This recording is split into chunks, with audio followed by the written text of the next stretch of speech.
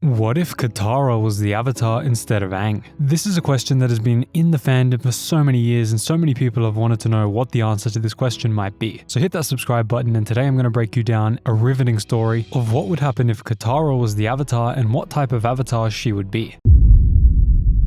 Aang was supposed to wake up after 100 years and save the world, but in this timeline, the Fire Nation found the iceberg first, and the moment they killed the last air nomad, the Avatar was reborn in the one place that they thought they had already destroyed. For 100 years, the Fire Nation had hunted a ghost. They burned the temples, hunted the survivors, searched the skies, and turned the world upside down looking for the last airbender. For decades, their sages told them that the Avatar had vanished. Some had said he was hiding, some said he was dead, but Fire Lord Azulon believed something far more dangerous. He believed that the Avatar was waiting. So when a Fire Navy patrol saw something glowing beneath the ice near the South Pole, they were terrified, but they knew what it was. The iceberg was dragged from the frozen sea by chains and fire. Inside was a boy in orange robes, curled up like he had fallen asleep yesterday. His tattoos glowed faintly beneath the ice, and even before they broke him out, the soldiers knew who he was. Aang opened his eyes for the first time in a century and saw fire. He was still a child, confused, frightened, and too weak to understand that the world he knew was gone. The soldiers gave him no time to breathe,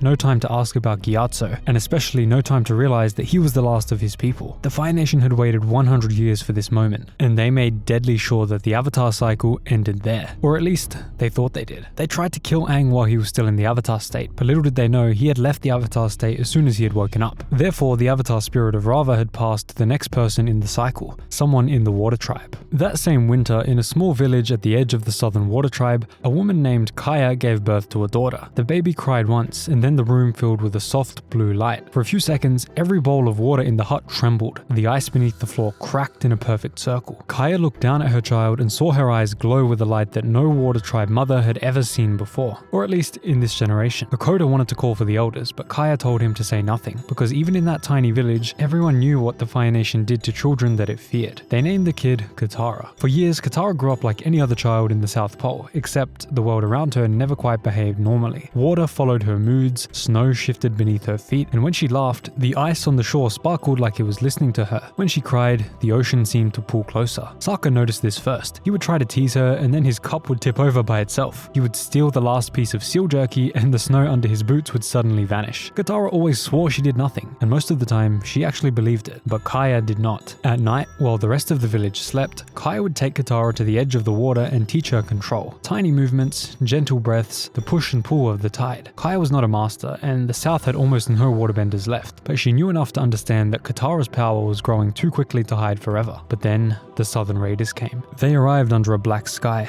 their ship cutting through the fog like knives. Katara was 8 years old. She remembered the sounds of boots on snow, the smell of smoke, and her mother pushing her behind a curtain. The commander asked one question: where is the waterbender? In the original story, Kaya died protecting her daughter's bending. In this world, she died protecting something much bigger, because Yon-Ra did not just come looking for the last waterbender in the South. He knew the stories. He came looking for the new Avatar. Someone in the village had seen the glowing. Someone had whispered. Somewhere far away, the Fire Sages had realized their mistake. Aang's death had not broken the cycle. He wasn't in the Avatar state. It had instead sent it back to the Water Tribe. Kaya looked Yon-Ra in the eye and told him that she was the one. Katara watched through the gap in the curtain as her mother gave her life for a lie. And in that moment, something inside Katara broke open. The water in every jar exploded. The snow outside rose from the ground. The air in the hut tightened until the fire in the lanterns bent sideways. For one terrible second, Katara was surrounded by 4 shadows, 4 lives layered over her own. A boy with arrows on his skin, a stern man with a beard of fire, a proud woman in green robes, and another proud woman wearing fans and orange air nomad robes. But then it was gone. Yon-Ra fled before he understood what he had seen, and from that day on, Katara stopped being a child. Hakoda wanted to take her north, but the war made travel nearly impossible. The Fire Nation was tightening its grip, and every ship near the poles was watched, so Katara stayed hidden, carrying a destiny that no one had trained her for. Sokka became her shield. He built weapons because he had no bending. He told jokes because Katara had forgotten how to smile. He acted like the older brother who had everything under control, even though he spent every night sharpening his boomerang watching the seas for black smoke. And then years passed. When Katara was 14, a Fire Nation ship returned to the South Pole. Prince Zuko had spent 3 years hunting rumors, a glowing child in the snow, a girl who could bend water without training, a village that suddenly went silent every time outsiders approached. When he stepped stepped out onto the ice, Katara knew before anyone had said a word. He was there for her. Zuko expected a monk, a symbol, a piece of ancient history. Instead, he found a girl in a blue robe, standing between him and her village, with the ocean rising behind her. The fight lasted less than a minute. Zuko threw fire, Katara answered with water, and then, out of instinct, she slammed her hand forward and the snow beneath his feet erupted into a wall of stone-hard ice. Zuko stared at it. Katara stared at it too. This is the first time she had ever bent ice before. That night, after she and Sokka escaped on a stolen boat, Katara saw Aang for the first time ever in her visions. He appeared in a dream, sitting beside her on the deck, looking exactly as he had on the day he died. 12 years old, air nomad robes, a smile that looked too gentle for a world this cruel. And unfortunately, because Aang died in the iceberg, he didn't have all the years of wisdom to pass on to Katara. He only had up to what he knew as an airbending master at the age of 12. "You found me,"